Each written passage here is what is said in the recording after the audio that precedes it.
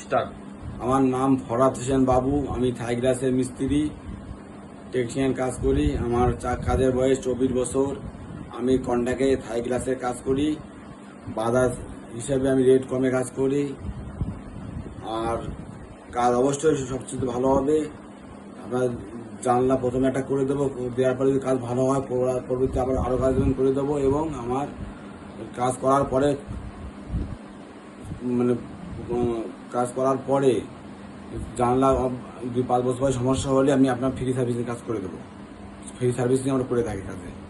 Aluminium, তারপরে থাই জানলা, glass, ceiling, বড় বড় কাজগুলো আমি নিই। থাই গ্লাসের ফল, সিলিং, জানলা, দরজা, পার্টিশন, গ্লাস ডোর, আর্মান ডোর, সিলিং, এই সমস্ত কাজগুলো আমরা করে থাকি।